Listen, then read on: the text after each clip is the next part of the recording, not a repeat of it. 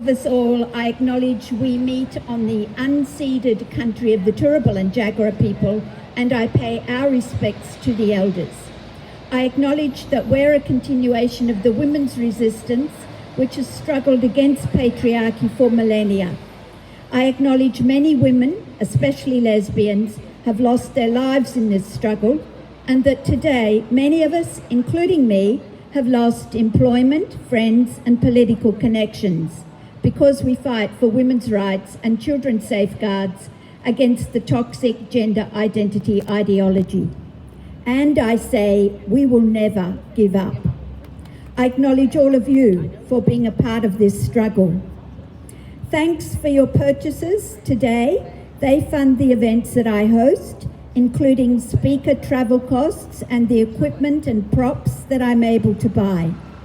Those funds will also be used to run a public meeting to oppose Shannon Fentiman's self-ID bill, and I will organise that public meeting as soon as the Attorney-General presents her bill to Parliament.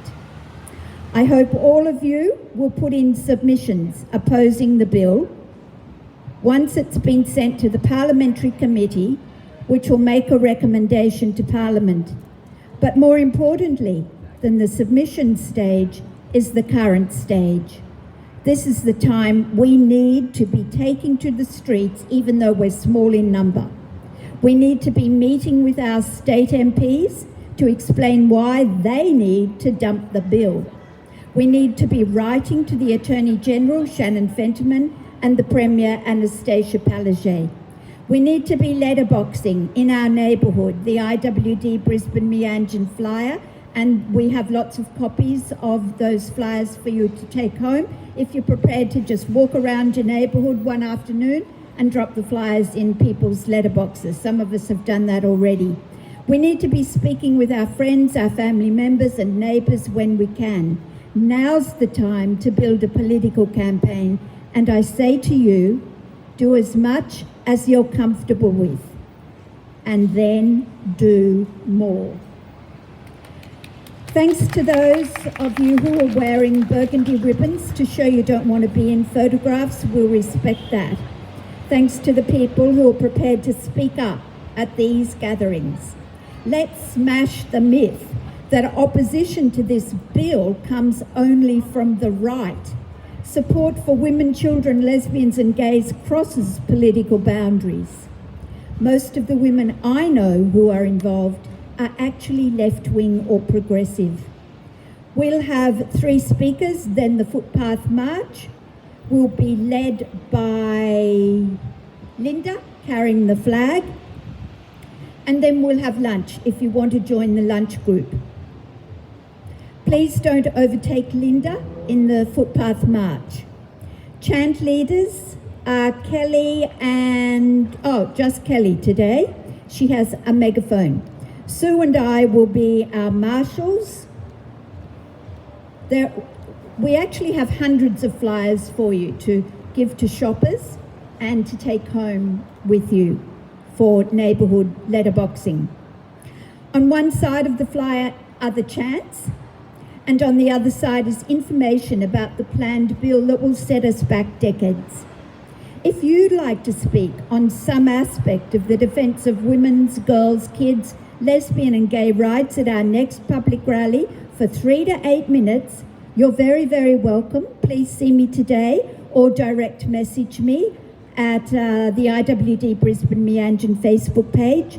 The page likes are right down at the moment because I had a Facebook shadow ban for a month on account of the hateful call flutes that you can see around you, none of which are hateful. We've had a couple of positive developments in Australia since we last met.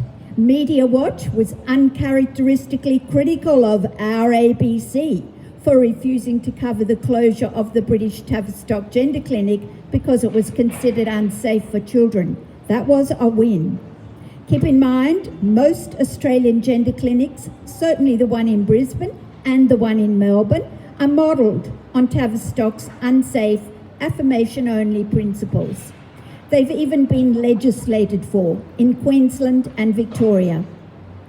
Another positive development is that 3 days ago, the Daily Telegraph finally did an expose of ACON, which is Australia's Stonewall.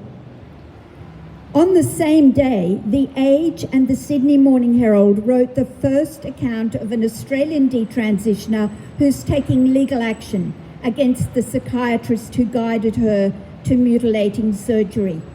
And we need to acknowledge both Kit Kowalski, one of our sisters from Sydney, and Anna Kerr for ensuring that those articles were published. Recently, the brave women prisoners in the Phyllis Frost Correctional Centre in Victoria took up their own petition to have removed from the women's prison a convicted male rapist and pedophile who claims he's a woman.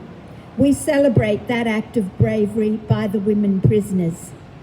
The Coalition for Biological Reality and the Women's Forum have also started a petition in support of those women.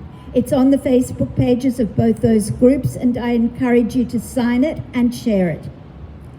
Some of the events in Brisbane around this issue of self-ID, with which the Labor government is so enamoured, show how hostile the policy is to young female workers, whose interests ought to be protected by trade unions and Labor politicians, both of whom have abandoned worker rights in this regard. I'll let you know, before I tell you a story, that you'll soon have the opportunity to join in with Kelly, Evelyn and myself in singing a little songline. We'll sing it once, and then I invite you to join in to sing it twice more before we go to our next speaker. A month ago, I received a message from a woman who had attended our July rally against self-ID. She told me she'd heard at the rally of some men who go into women's lingerie stores and try on the lingerie because it sexually excites them. So she went to one of the lingerie stores and she spoke to the manager there to ask if this happens. The manager said, yes, it does. They have one particular man, a large man, who comes to the store claiming to be a woman to try on the lingerie. He goes into a cubicle to change, and then he parades around the store in the women's underwear. Then he returns to the cubicle and he ejaculates into the women's underwear, which of course has to be destroyed. This is upsetting to the young women who work there because it makes them feel unsafe.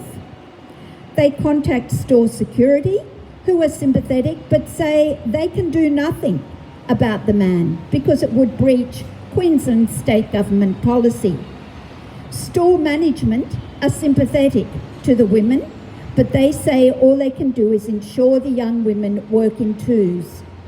And when we try to tell government MPs about these incidents, and I'm waiting for my fellow singers to join me, we've been all MPs who claim that they defend the rights of workers. Well, not these young female workers.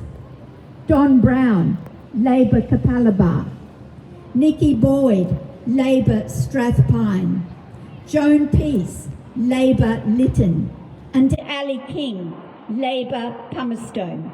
They don't want to hear about what this gender identity ideology, which they support so enthusiastically, means for young female workers, because young female workers don't count. To Don, Nikki, Joan and Ali, we say, the working class can kiss my ass. I've got the govy job at last. Join in, please. The working class can kiss my ass. I've got the govy job at last.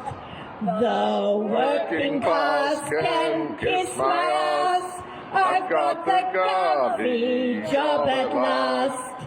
Thank you.